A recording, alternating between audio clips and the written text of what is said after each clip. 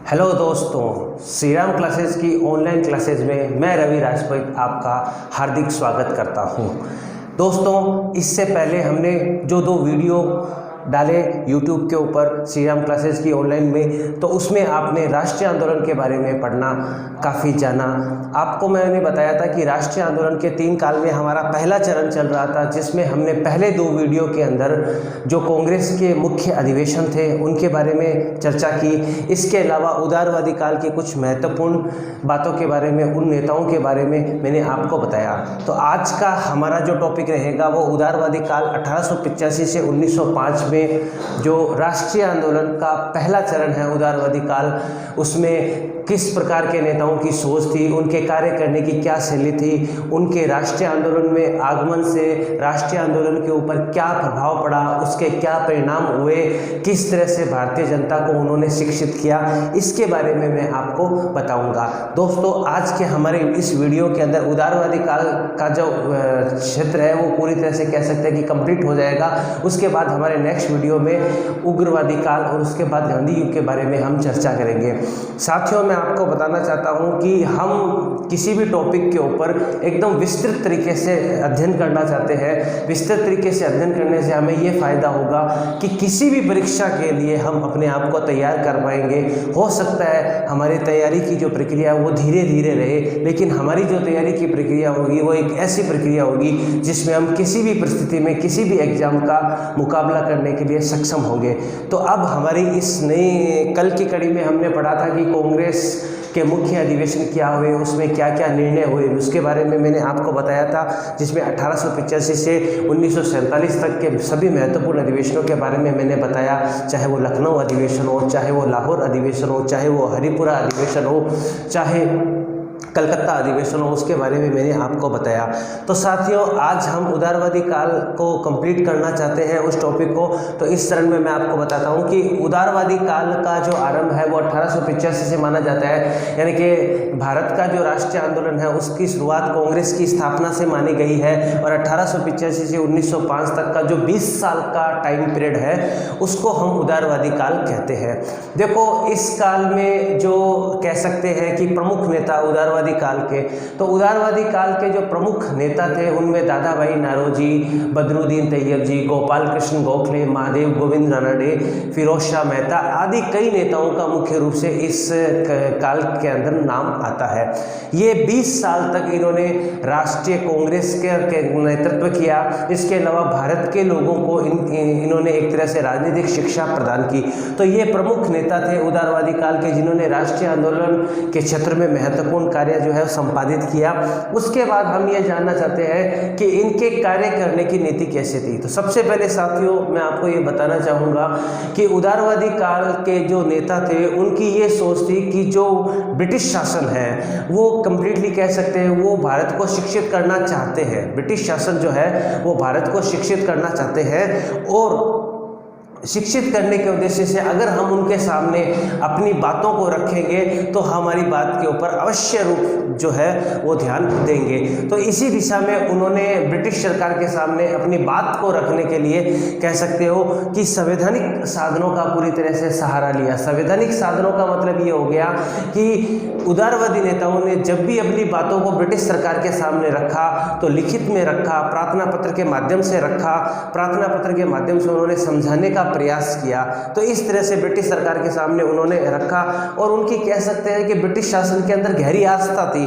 उनकी ये सोच थी कि जो भारत में जो अंग्रेजी शासन है वो भारत के हित में है, यानी कि भारत के जनता में या भारत के लोगों में अभी उतनी क्षमता नहीं है उन परिस्थितियों के अनुरूप कि वो ब्रिटेन का मुकाबला कर सके। तो इससे अच्छा यही होगा कि ब्रिटिश शासन को ही भारतीय शासन के अनुरूप बना दिया जाए। तो साथियों, उनकी ये सोच बहुत अच्छी थी, क्योंकि कई बार हम सोशल मीडिया में हम ये देखते भी हैं कि पता नहीं हमारा अच्छा समय कब आएगा, लेकिन अच्छा यही होगा कि जो वर्तमान समय चल रहा है उसी को ही अच्छा बना लिया जाए।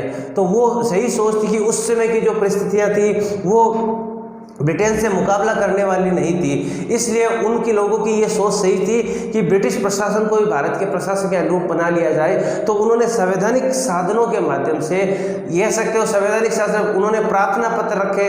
तो कह सकते हो कि उनकी जो प्रार्थना पत्र रखने की जो प्रवृत्ति थी उसको याचनापत्ति कहा गया, कह सकते हो। यानी कि उग्र राष्ट्रवादियों ने उदारवादियों की उस प्रवृत्ति को, कह सकते हो, राजनीतिक भिक्षावृत्ति की संज्ञा दी। राजनीतिक भिक्षावृत्ति की संज्ञा दी कि ये भिक्षावृत्ति जो है वो गलत है। यानी कि जो उदारवादियों की याचना करने की प्रवृत्ति है, कह सकते हो प्रार्थना पत्र की प्रवृत्ति है, उसको राजनीतिक भिक्षावृत्ति की जो संज्ञा है वो उग्र राष्ट्रवादियों द्वारा दी गई। तो देखो साथियों, सबसे पहले हमने ये जाना कि उदारवादी काल के प्रमुख नेता कौन थे। प्रमुख नेता करने के बाद उनकी कार्यनीति, यानी कि उन्होंने किस तरीके से अपनी बात को ब्रिटिश सामने रखने का प्रयास किया, यानी कि उनके कार्य करने की शैली कौन सी थी। फिर उनकी कार्य करने की शैली को राजनीतिक भिक्षावृत्ति कहा, वो उग्र राष्ट्रवादियों ने कहा, यानी कि प्रार्थना करने को। अब उनके उद्देश्य और लक्ष्य क्या थे, देखो मैं आपको बताता हूं कि जिस समय भारत में कांग्रेस की स्थापना हुई तो उस समय हम ये कह सकते हैं कि भारत की जो 80% जनसंख्या है वो गांव में निवास करती थी और शिक्षा का, कह सकते हो कि पूरी तरह से अभाव था। और हमने ये भी पढ़ा था कि उस समय के जो भारत है वो कई प्रकार के धार्मिक अंधविश्वासों में और बुराइयों से भी जुड़ा हुआ था। तो कह सकते हैं कि मतलब कि आपके उदारवादी लोगों ने एक सामान्य जनता का सहयोग लेने का भी प्रयास नहीं किया, क्योंकि हमने पहले आपको मैंने लेक्चर के अंदर बताया था कि कांग्रेस के प्रारंभिक वर्षों के अंदर जो सदस्य थे वो अधिकांश धनाढ्य वर्ग के लोग थे, धनी वर्ग के लोग थे, शिक्षित लोग थे, मध्यम वर्ग के बुद्धिजीवी लोग हैं वो कांग्रेस के सदस्य थे। यानी कि शिक्षित लोगों की संख्या अधिक थी, उच्च वर्ग के लोगों की संख्या अधिक थी। इसीलिए लॉर्ड डफरिन ने भी ये कहा था कि कांग्रेस जो है वो भारत के सूक्ष्म भाग यानी कि अल्पसंख्यकों का प्रतिनिधित्व करती है, यानी कि उच्च वर्ग के लोग भारत में बहुत कम है, जबकि भारत का अधिकांश भाग जो गांवों में निवास करता है, जो शिक्षा से पूर्णतः वंचित है, उसमें कोई भी सदस्य कांग्रेस का भाग नहीं है। इसलिए उन्होंने कांग्रेस को एक सूक्ष्म भाग का प्रतिनिधित्व करने वाली संस्था बताया।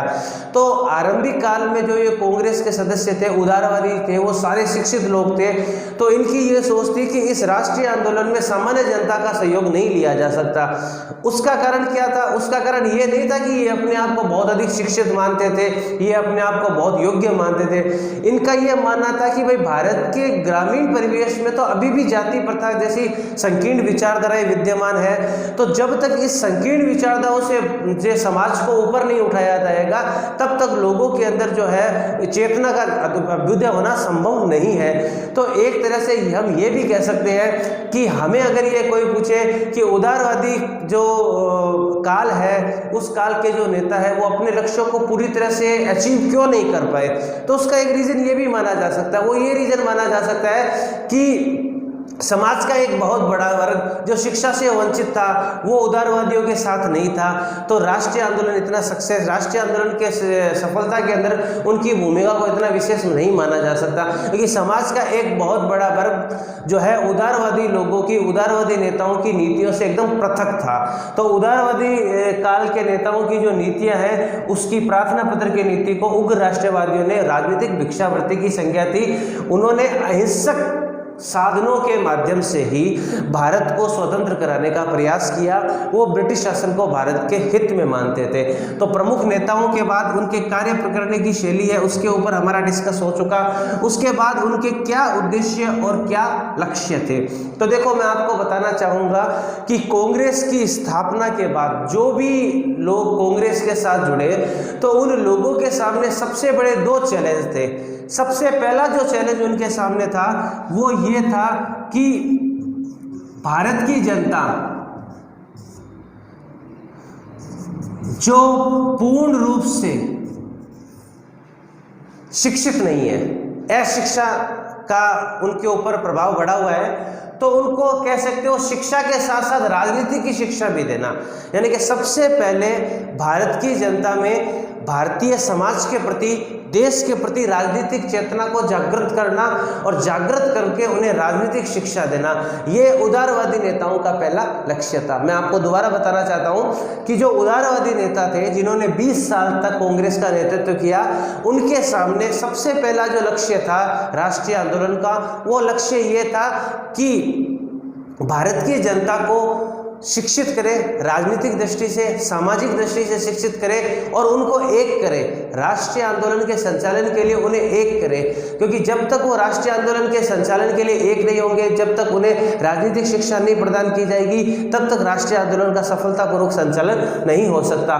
तो राजनीतिक रूप से शिक्षित करना उनको पहला लक्ष्य था उदारवादियों का। और दूसरा लक्ष्य ये था कि जो ब्रिटिश जनमत एवं सरकार, इसको भारत की समस्याओं के प्रति पॉजिटिव करना।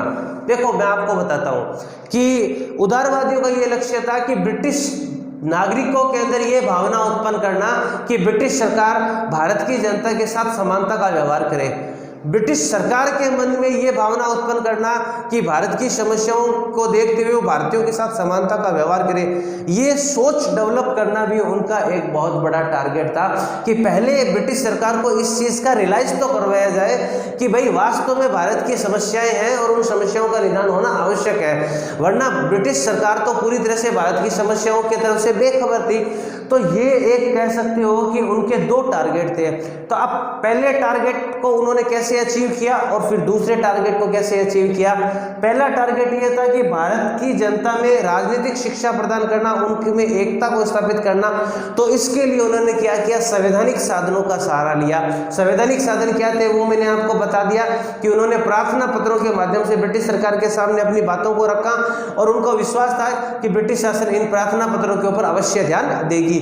तो पहले लक्ष्य को पूरा करने के लिए उन्होंने संवैधानिक साधनों का सहारा लिया। और दूसरा लक्ष्य जो था कि ब्रिटिश जनमत और ब्रिटिश सरकार को भारत की समस्याओं के प्रति सोचने के लिए मजबूर करने के लिए उन्होंने क्या किया, विदेशों में यानी कि लंदन के अंदर जो है वो कई राजनीतिक संस्थाओं की स्थापना की। देखो आपको मैं बताता हूं, जैसे 1887 में दादा भाई नौरोजी ने लंदन में भारतीय सुधार समिति संस्था का गठन किया, जो भारतीय जनता की समस्याओं के बारे में ब्रिटिश नागरिकों को और ब्रिटिश सरकार को अवगत कराती थी। इसके अलावा 1888 के अंदर विलियम डिग्बी के नेतृत्व के अंदर ब्रिटिश कमेटी ऑफ इंडिया संस्था की स्थापना की गई। तो इस तरह से कह सकते हो कि विदेशों के अंदर, लंदन के अंदर भारतीय जनता की समस्याओं को ब्रिटिश सरकार के सामने, ब्रिटिश नागरिकों के समक्ष रखने के लिए उदारवादी नेताओं ने ऐसे संगठनों की स्थापना की ताकि ब्रिटिश जनमत जो है वो भारतीय समस्याओं के बारे में सोच सके। तो देखो उदारवादियों के ये दो लक्ष्य थे। मैं आपको ये बता देता हूँ कि जो यूपीएससी का एग्जाम होता है, आरएस का एग्जाम होता है, तो हम यहाँ से ये क्वेश्चंस बन सकता है, मेंस के हिसाब से भी क्वेश्चंस बन सकता है। और हमारा कई बार क्वेश्चंस आता है कि भाई फैक्ट के क्वेश्चन कैसे बनते हैं। तो देखो ये क्वेश्चन अपने आप में बन सकता है कि उदारवादी काल के चरण में जो उदारवादी नेता है उनके मुख्य लक्ष्य क्या थे, क्या उनकी कार्यनीति थी और उस लक्ष्य को पूरा उन्होंने कैसे किया। तो लक्ष्य मैंने आपको दो बता दिए। पहला लक्ष्य भारतीयों को राजनीतिक रूप से शिक्षित करना, उनमें एकता स्थापित करना, और दूसरा ब्रिटिश सरकार और ब्रिटिश जनमत में भारतीय समस्याओं के प्रति दृष्टिकोण को बढ़ाना। तो इन दोनों के लिए उन्होंने क्या क्या तरीके अपनाए, इन दोनों तरीकों के बारे में मैंने आपको बता दिया। तो ये इनके उदारवादियों के उद्देश्य थे और ये इन उदारवादियों के लक्ष्य थे जिसके ऊपर इनको कार्य करना था। तो देखो प्रमुख नेता ये थे, कार्य करने की तरीका ये था और उनका टारगेट ये था कि हमें इस टारगेट को इस तरीके से पूरा करना है। साथियों, जब भी हम किसी भी कार्य के लिए कोई योजना बनाते हैं तो योजना के लिए हम अवधि को जरूर निश्चित करते हैं और योजना के साथ साथ हम उन लक्ष्य को जरूर निर्धारित करते हैं कि इस योजना का ये लक्ष्य होगा। तो पहले एक संगठन की स्थापना बनी और संगठन की स्थापना यानी कि कांग्रेस नामक एक संगठन बना और इस कांग्रेस नामक संगठन के जो लोग थे, जो इस संस्था के हिस्से में कार्य कर रहे थे, उन्होंने अपने कार्य करने की तरीके को निश्चित किया कि भाई इस संस्था किस तरह से, यानी कि किस नियमों के तहत वो अपने कार्य को करेगी। और कार्य के नियम तय होने के बाद उन्होंने अपने उद्देश्य और लक्ष्य निर्धारित किए कि इस संस्था को किस क्षेत्र के अंदर कार्य करना है, और किस क्षेत्र के लक्ष्य निर्धारित होने के बाद उन्होंने अपनी कार्यनीति के तहत उन कार्य को करना आरंभ कर दिया। उसके बाद ये आता है कि उन्होंने अपने कार्यों की क्रियान्विति को कह सकते हो कैसे किया। तो मैं आपको बता देता हूं कि उदारवादियों ने अपने लक्ष्य को और अग्रसर होने के लिए वो सारे के सारे साधन अपनाए जिससे भारतीय जनमानस के अंदर सामाजिक बुराइयों को दूर किया जा सके, भारतीय जनता को एक तरह से राजनीतिक शिक्षा मिले, और इसके साथ साथ जो ब्रिटिश सरकार है वो भारतीय समस्याओं के मामले में विचार करना शुरू करें। तो वो सारे के सारे तरह से के कार्य है उनके द्वारा जो है वो किए गए थे। अब मैं आपको ये बताना चाहता हूँ कि जो उदारवादी काल है, उदारवादी काल के अंदर हम ये देखते हैं कि इन उदारवादी काल में जो भी इन नेताओं के द्वारा कार्य किए गए थे, तो इनकी कह सकते हो कि प्रमुख उपलब्धियां क्या रही, या इस युग को किस और युग के नाम से भी जानते हैं। तो यहाँ तक मैंने आपको बता दिया प्रमुख नेता कौन से थे, कार्यनीति क्या थी, उनका उद्देश्य और लक्ष्य क्या था, और उनकी क्रियान्विति क्या थी। तो मैं आपको देखो बताना चाहूँगा कि उदारवादी नेताओं ने जो उस समय ब्रिटिश सरकार के प्रति जो रणनीति अपनाई, हाँ ये कह सकते हैं कि वर्तमान समय के अंदर कुछ लोग हैं, या कह सकते हो कि आधुनिक इतिहासकार हैं, वो उनकी इस नीति की आलोचना करते हैं, लेकिन मैं नहीं मानता कि वो नीति जो है वो गलत थी। देखो हमेशा कभी भी जो निर्णय लिया जाता है वो परिस्थितियों के अनुसार लिया जाता है। तो उस समय भारतीय समाज की जो दशा थी, उस भारतीय समाज की दशा के अंदर ये एकदम सही था कि भारत ब्रिटिश सरकार का सामना नहीं कर सकता था। तो उस परिस्थितियों के अनुसार उन्होंने ब्रिटिश न्यायप्रियता पे विश्वास रखते हुए एक रिक्वेस्ट लैंग्वेज में, एक रेस्पेक्टेड लैंग्वेज के अंदर उन्होंने जो तरीका अपनाया वो उस समय की परिस्थिति के अनुसार सही था, और उसका रिजल्ट भी मिला। ऐसा नहीं कि जो 20 साल तक ये कह सकते हो इस टाइम पीरियड के अंदर उन्होंने जो कार्य किया उसका कोई रिजल्ट नहीं मिला, बिल्कुल उसका रिजल्ट नहीं मिला। लेकिन उससे पहले ये जानना जरूरी है, इनकी उपलब्धियों को जानने से पहले ये जरूरी है कि एक्चुअल में ब्रिटिश सरकार का इसके प्रति क्या क्या रुख था, सबसे बड़ी बात है। तो मैं आपको बता देता हूं कि कल पहले की क्लास में हमने डिस्कस किया था कि एक्चुअल में जो कांग्रेस की स्थापना है वो ब्रिटिश सरकार के द्वारा अपने ऊपर आ रहे असंतोष को खत्म करने के लिए की गई थी। यानी कि कांग्रेस अंग्रेजों के द्वारा स्थापित किया गया जो है वो एक संगठन था, ठीक है, और अंग्रेजों ने अपनी सुरक्षा के लिए इस संगठन को क्या स्थापित किया था। तो इसके संस्थापक जो जनक है वो भी AOU होम थे, वो भी कांग्रेस के जनक माने जाते हैं। तो एक तरह से ये कह सकते हैं कि कांग्रेस के प्रति जो ब्रिटिश सरकार का जो रुख है वो प्रारंभ में एकदम सकारात्मक था। इसका एक प्रत्यक्ष प्रमाण भी हमको मिलता है। वो प्रत्यक्ष प्रमाण क्या है कि 1886 का जो कलकत्ता अधिवेशन हुआ था, तो उसमें जो कांग्रेस के सदस्य हैं उनको लॉर्ड डफरिन के द्वारा एक उद्यान भोज में भी बुलाया गया था। तो इसका मतलब कह सकते हो कि कांग्रेस के प्रति जो है वो ब्रिटिश सरकार का सकारात्मक रुख था। और आपने ये भी पढ़ा था कल कि जो चौथा कांग्रेस अधिवेशन इलाहाबाद में आयोजित हुआ था उसके जो अध्यक्ष थे वो जॉर्ज यूल थे। तो हम ये कह सकते हैं कि प्रारंभ में कांग्रेस के प्रति जो रुख था ब्रिटिश सरकार का वो एक तरह से सकारात्मक रुख था, लेकिन धीरे धीरे ये सकारात्मक रुख है वो नकारात्मक रुख के अंदर बदलता शुरू हो गया, ठीक है ना। तो एक तरह से ये कह सकते हैं। अब बात आती है इनकी उपलब्धियों की। तो उदारवादी काल के नेताओं की मुख्य उपलब्धियां क्या रही ये हमारे लिए जानना बहुत जरूरी है। तो देखो 20 साल तक के इन उदारवादी नेताओं ने जो भी कार्य किया वो एक तरह से निष्फल नहीं गया। उसके कुछ ना कुछ जो रिजल्ट है वो भारतीय जनता को, भारतीय समाज को मिले थे। अब वो क्या क्या मिले, तो कह सकते हैं कि इनके 20 साल की क्रियाविधि का जो है वो परिणाम क्या निकला, कह सकते हो इनकी उपलब्धियां क्या थी।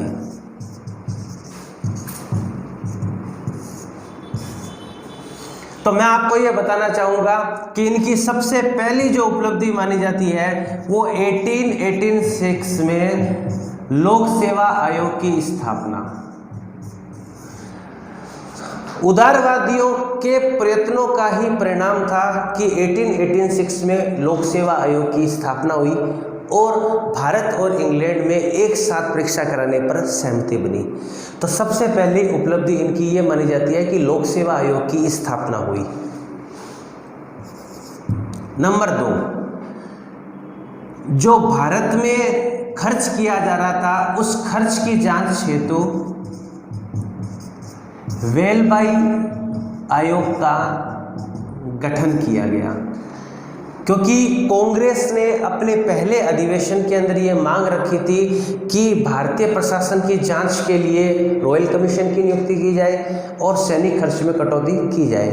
तो भारत में कितना खर्च किया जा रहा है, व्यय का मतलब खर्च, तो उस खर्च की जांच करने के लिए वेलबाई आयोग का गठन किया गया। वो भी उदारवादी नेताओं के द्वारा जो प्रस्तुत की गई प्रार्थना पत्र का ही परिणाम था। नंबर 3, 1892 का भारत परिषद अधिनियम। तो ये जो भारत परिषद अधिनियम है ना, ये भी उदारवादी काल के नेताओं के प्रयासों का ही परिणाम है, क्योंकि ये संवैधानिक सुधार थे क्या। देखो, भारत में अंग्रेजी शासन की स्थापना तो प्लासी युद्ध से हुई, 1757 के प्लासी युद्ध से अंग्रेजी शासन की स्थापना हो गई है, और बंगाल पर अधिकार होने के पश्चात धीरे धीरे अंग्रेजों ने भारत के सामाजिक, राजनीतिक, आर्थिक पक्ष के ऊपर जो है वो प्रभाव डालना शुरू कर दिया, या कह सकते हो कि सभी पक्षों को प्रभावित करना शुरू कर दिया। तो जब सभी पक्षों को प्रभावित करना शुरू कर दिया तो उस वर्ग से संबंधित लोगों का ब्रिटिश सरकार के प्रति जो असंतोष बढ़ा, और वो असंतोष का परिणाम निकला 1857 की क्रांति के रूप में। हालांकि 1857 का जो विद्रोह है वो भारत में अंग्रेजी शासन के खिलाफ एक बड़ा विद्रोह माना जाता है, लेकिन उचित योजना, निश्चित लक्ष्य, निश्चित कह सकते हो योग्य नेतृत्व और अकुशल योजना के कारण वो विद्रोह असफल हो गया। ठीक है, तो मैं ये कह सकता हूँ कि अंग्रेजों ने क्या किया, जैसे ही बंगाल में अंग्रेजी शासन की स्थापना की तो कुछ संवैधानिक सुधारों के द्वारा जो है वो समाज को सही दिशा में लाने का प्रयास किया। तो 1773 का रेगुलेटिंग एक्ट भी इस दिशा में प्रयास माना जा सकता है। तो वैसे ही उदारवादी नेताओं ने जब ब्रिटिश सरकार के सामने अपनी समस्याओं, भारत की समस्याओं को रखा, तो 1852 में का जो भारत परिषद अधिनियम है वो एक संवैधानिक सुधार, ये इसी का ही परिणाम माना जाता है। तो इस तरह से कह सकते हो कि लोक सेवा आयोग की स्थापना, वेलबाई आयोग का गठन, भारत परिषद अधिनियम का लागू किया जाना, ये उदारवादी नेताओं के प्रयास ही थे, उनके तरीकों का कार्य करने की शैली थी, जिसके परिणाम स्वरूप ब्रिटिश सरकार के द्वारा जो है वो भारत के पक्ष में इस प्रकार के डिसीजन लिए गए। तो हम ये तो कह सकते हैं कि उदारवादी काल का जो टाइम पीरियड है, इस टाइम पीरियड में जो भी नेता जिन्होंने राष्ट्रीय आंदोलन की दिशा में कार्य किया, तो उनके द्वारा किए गए प्रयास जो थे वो मिथक नहीं थे, बल्कि एक कह सकते हो कि सकारात्मक परिणाम थे। हाँ, ये हो सकता है कि जितनी मेहनत के साथ उन्होंने कार्य किया उन आशाओं के अनुरूप परिणाम नहीं आए, लेकिन इनको संतोषजनक परिणाम कहा जा सकता है। एक बात, उसके बाद आपको मैं ये बताना चाहूँगा कि ये जो उदारवादी काल है, इस उदारवादी काल को एक अन्य नाम से भी जाना गया है। वो नाम क्या है? वो नाम ये है कि आर्थिक राष्ट्रीयवादी युग।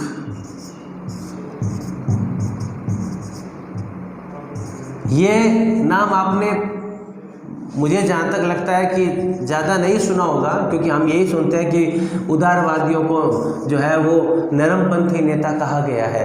ठीक है, उदारवादी काल को नरमपंथी काल कहा गया है, लेकिन आर्थिक राष्ट्रवादी युग, सॉरी यहाँ आयोग नहीं, यहाँ युग है, युग। अब उसको पीछे कहने के पीछे क्या कारण है? देखो, हमने कल ये पढ़ा था कि जो 1896 का कलकत्ता अधिवेशन हुआ था रहीमतुल्लाह सयानी की अध्यक्षता में, तो उस अधिवेशन के अंदर दादा भाई नारोजी के द्वारा धन निष्कासन का सिद्धांत बताया गया था। धन निष्कासन का सिद्धांत, तो देखिए ये धन निष्कासन का सिद्धांत दादा भाई नारोजी ने अपनी पुस्तक poverty rule in British India में बताया था। ये क्या था धन निष्कासन का सिद्धांत? कि किस तरह भारत का जो पैसा है वो ब्रिटेन जा रहा है अलग अलग तरीकों से।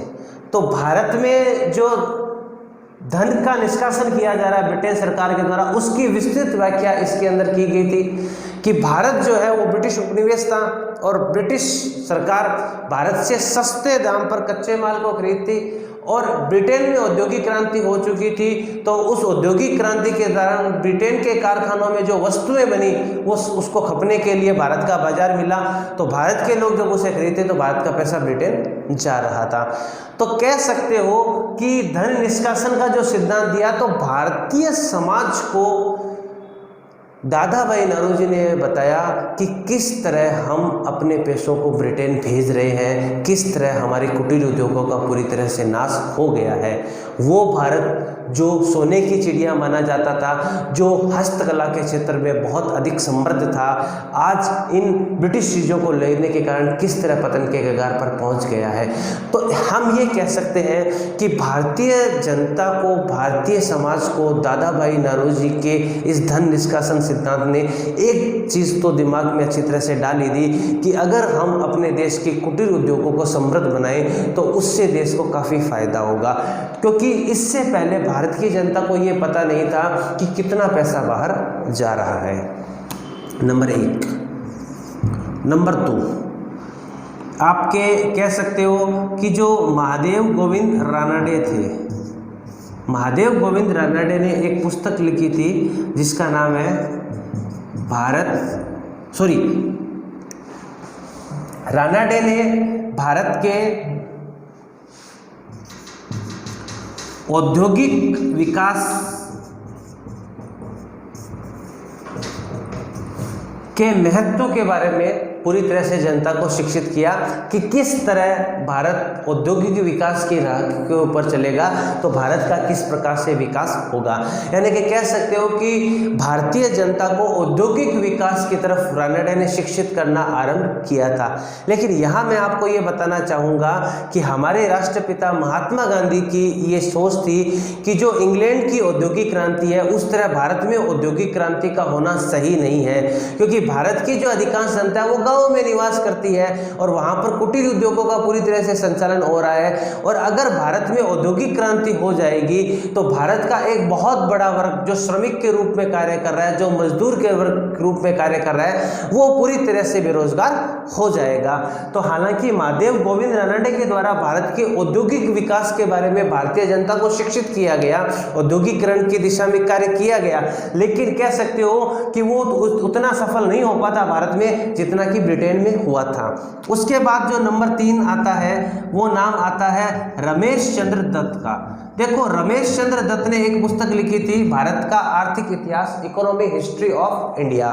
तो कह सकते हो कि दादा भाई नौरोजी के धन निष्कासन सिद्धांत, रानडे के औद्योगिक विकास की नीति प्लस रमेश चंद्र दत्त की पुस्तक economy of history of India के कारण इस युग को, उदारवादी काल को हम आर्थिक राष्ट्रवादी युग की संज्ञा भी दे सकते हैं। तो देखो, अभी तक हमें यह पता था कि इस उदारवादी काल को हम नरमपंथी काल के नाम से जानते हैं, लेकिन इसके साथ साथ हमने ये भी देखा कि इस युग को आर्थिक राष्ट्रवादी युग की संज्ञा भी दे सकते हैं, क्योंकि इन तीनों महान लोगों ने, दादा भाई नौरोजी, महादेव गोविंद रानडे और रमेश चंद्र दत्त ने भारतीय समाज को ये बताया कि किस तरह ब्रिटिश सरकार भारत को एक अपना उपनिवेश मानते हुए सस्ते दामों के ऊपर कच्चे माल को खरीद रही है और उस कच्चे माल को खरीदकर खपत के लिए भारत में भेज रही है और भारत का पैसा किस प्रकार से ब्रिटेन जा रहा है। तो इस तरह से इस युग को आर्थिक राष्ट्रवादी युग की संज्ञा भी हम दे सकते हैं। तो इस तरह से अब आप ये जानना हमारे लिए जरूरी हो गया है कि जो भी इन उदारवादी नेताओं के द्वारा कार्य किए गए थे तो उन उदारवादी नेताओं के कार्यों का क्या प्रभाव पड़ा और क्या परिणाम पड़ा, ये हमारे लिए जानना बहुत जरूरी है। कह सकते हो परिणाम क्या रहा और प्रभाव क्या रहा। परिणाम और प्रभाव एक ही बात है। तो देखो, कई आलोचक ये कहते हैं कि उदारवादी काल के नेताओं ने 20 साल तक कांग्रेस का प्रतिनिधित्व किया और 20 साल तक उन्होंने अपनी बात को ब्रिटिश सरकार के सामने रखा और 20 साल की अवधि में उनका ऐसा कोई विशेष कार्य नहीं रहा जिसके माध्यम से भारत की जनता को राष्ट्रीय आंदोलन की दिशा के अंदर कोई नई विचारधारा से प्रेरणा मिले। तो मैं ये कहना चाहूँगा कि उदारवादी काल के नेताओं ने जितना भी कार्य किया, देखो हम ये कह सकते हैं कि शुरुआत में उन्होंने एक तरह कह सकते हैं कि राष्ट्रीय आंदोलन के लिए जो जनता है वो पूरी तरह से कह सकते हो कि एकदम मंद पड़ी थी। राजनीतिक शिक्षा के बारे में राष्ट्रीय आंदोलन की जनता को किसी भी प्रकार की कोई जानकारी नहीं थी, लेकिन इस शिक्षित नेताओं ने भारत की उस अशिक्षित जनता को राष्ट्रीय आंदोलन पर कार्य करने के लिए एक तरह से भूमिका तैयार की। एक तरह से कह सकते हो कि उन्हें धीरे धीरे राजनीतिक शिक्षा प्रदान की, उनके हितों के बारे में उनको बताया, उन्हें मानसिक रूप से तैयार किया कि किस प्रकार से हमें विदेशी शासन का मुकाबला करना है। चाहे उन्होंने संवैधानिक साधनों के माध्यम से जनता को प्रेरित किया कार्य करने के लिए, लेकिन वो कार्य जिसके ऊपर आगे उग्र राष्ट्रवादियों ने कार्य किया, कह सकते हो उग्रवादी नेताओं ने कार्य किया, वो जगह जहां पर महात्मा गांधी ने कार्य किया, उस सभी के राष्ट्रीय आंदोलन के क्षेत्र की जो भूमिका है वो तो उदारवादी नेताओं के द्वारा ही तैयार की गई थी। उसी के कारण राष्ट्रीय आंदोलन को इतनी दिशा मिली। अगर उदारवादी नेता भारत की जनता को इतनी प्रेरणा नहीं देते, इतनी शिक्षा नहीं देते, तो क्या उग्र राष्ट्रवादी अपने कार्यों को अच्छी तरीके से संचालन कर पाते? क्या उग्र राष्ट्रवादी है वो स्वदेशी वस्तुओं के प्रयोग और विदेशी वस्तुओं के बहिष्कार के लिए जनता को मनोवैज्ञानिक रूप से तैयार कर पाते? क्या गांधी जी के साथ इतने लोग अहिंसा के मार्ग पर चल पाते? क्योंकि गांधी जी ने जो सत्याग्रह की अवधारणा स्टार्ट की थी वो पूरी तरह से सत्य और अहिंसा के ऊपर आधारित थी, और उससे पहले भारत की जनता को उदारवादी नेताओं ने पूरी मनोवैज्ञानिक तरीके से तैयार कर दिया था कि किस तरह से हम संवैधानिक साधनों के माध्यम से शांतिपूर्ण तरीके से अहिंसा के माध्यम से अपनी बात को ब्रिटिश सरकार के सामने रखें।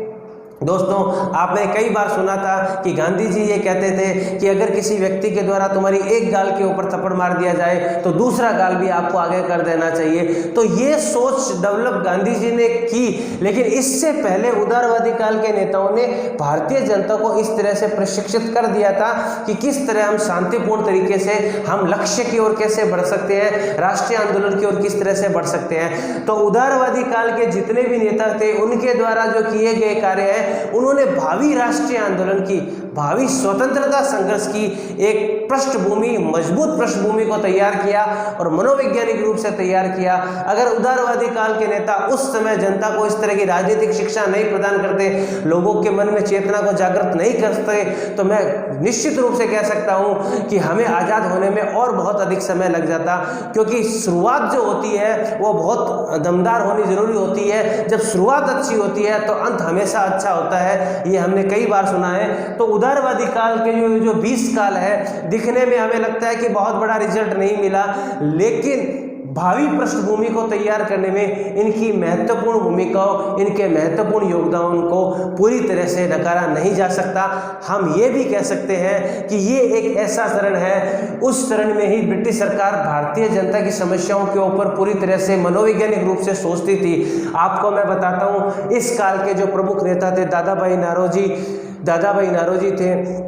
तो दादा भाई नारोजी की बात को भी पूरी तरह से ब्रिटिश सरकार के द्वारा सुना जाता था, और दादा भाई नारोजी ने अपना अधिकांश समय लंदन के अंदर बिताया था। और आपको मैंने बताया, ऐसा नहीं कि वो पूरी तरह से ब्रिटिश शासन के प्रति राजभक्त थे, उन्होंने अपने धन निष्कासन के सिद्धांत से पूरी तरह से ब्रिटिश शासन की आलोचना की और ये बताया भारत की जनता को कि ब्रिटिश का शासन भारत के हित में नहीं है, लेकिन वर्तमान परिस्थितियों के अनुसार हम सिर्फ याचना पत्ती के द्वारा, रेस्पेक्टेड पत्ती के द्वारा ही ब्रिटिश सरकार का सामना कर सकते हैं। तो जब तक उपयुक्त समय नहीं आए तब तक हमें संवैधानिक साधनों के माध्यम से ही ब्रिटिश सरकार का विरोध करना चाहिए। तो इस तरह दोस्तों, हमारे उदारवादी काल का जो टॉपिक है वो आज हमारा कंप्लीट हो जाता है। मैंने आपको बताया कि किस प्रकार उदारवादी काल के नेताओं ने, कौन कौन से प्रमुख नेता थे, उनके कार्य करने का तरीका क्या था, उनके लक्ष्य क्या थे, उनकी उपलब्धियां क्या थी, उनके होने का क्या प्रभाव पड़ा, ये सारा का सारा हमने जाना। दोस्तों, मैं आपको बताना चाहता हूं कि श्री राम क्लासेस अब एक टेलीग्राम जो ग्रुप है उसको शुरू कर रहा है। तो इन वीडियो से संबंधित जो भी आपको क्वेश्चंस की PDF चाहिए तो टेलीग्राम ग्रुप के अंदर आप जाके डाउनलोड कर सकते हैं, उससे आप जुड़ सकते हैं। और आपको ये भी बताना चाहता हूँ कि श्री राम क्लासेस के द्वारा अभी सभी सब्जेक्ट की लगभग रोजाना प्रतिदिन आपको नई से नई कक्षाएँ मिलती जाएगी और सभी टीचर्स के द्वारा अध्यापन कार्य है वो करवाया जाएगा। और आगे हम आपको मैं ये भी बताना चाहता हूँ कि भारतीय इतिहास के बारे में हमने राष्ट्रीय आंदोलन से शुरू किया है। पहले हम मॉडर्न हिस्ट्री पूरी करेंगे, फिर हम मिडाइवल को पूरा करेंगे, फिर एनिशिएट इंडिया को पूरा करेंगे। तो धीरे धीरे हमें हमारे लॉकडाउन का जो टाइम है इसको अवसर में बदलना है और धीरे धीरे हमें तैयारी को करना है और प्रत्येक चीज़ को डिटेल में समझना है। क्योंकि मैंने आपको पहले भी बताया था कि एग्जाम का जो पैटर्न है वो कंसेप्ट के ऊपर है। तो हमें सिर्फ ये नहीं जानना कि उदारवादी काल के कौन से नेता थे, ठीक है ना, और उनके क्या कार्य किए। हमें ये भी जानना है कि उदारवादी काल के नेता कौन से थे, उनके कार्य करने के तरीके क्या थे, उनके कार्य करने से क्या रिजल्ट निकला, उनका क्या लक्ष्य था, उनको किसने सपोर्ट किया, किसने सपोर्ट नहीं किया। तो सारे तथ्यों के ऊपर हमको जानना ज़रूरी है। और मैं आपको इंडियन हिस्ट्री के संबंध में, मॉडर्न हिस्ट्री के सारे जो टॉपिक हैं उनको एकदम विस्तृत तरीके से पढ़ाऊंगा और आशा करूंगा कि आपको रोज़ाना जो है वो नई चीज़ जानने को मिले, अधिक से अधिक जानने को मिले और अच्छी से अच्छी किताबों के अध्ययन की जानकारी है वो आपको मिले। ये मेरा पूरा प्रयास रहेगा। और रोज़ाना शाम को 6 बजे आप मेरी जो क्लास है वो ले सकते हैं। रोज़ाना 6 बजे एक क्लास जो है वो उसमें आप अध्ययन कर सकते हैं। तो साथियों, मैं आशा करता हूँ कि आपको ये क्लास काफ़ी पसंद आई होगी। और मैंने आपको पहले भी कल की क्लास में बताया, तो आज फिर पुनः कहता हूँ कि श्री राम क्लासेस के द्वारा जो भी कक्षाओं का संचालन किया जा रहा है उसमें किसी भी प्रकार की कोई कमियां सामने आपके नज़र में आ रही है, उन कमियों को आप कमेंट बॉक्स में लिखकर बताइए ताकि हम उन कमियों को सुधारें और उन कमियों को सुधारकर आपको बेहतर अध्यापन दे सकें। देखो साथियों, ये जो समय है, इस समय के बाद आपके तुरंत एग्जाम कंडक्ट होंगे, तो इस समय को सदुपयोग करते हुए आप पूरी तरह से अध्ययन को जारी रखें। किसी भी प्रकार की व्यर्थ बातों पे मत जाएं और वीडियो का पूरी तरह से अध्ययन करें। इसी तरह से जय हिंद, जय भारत।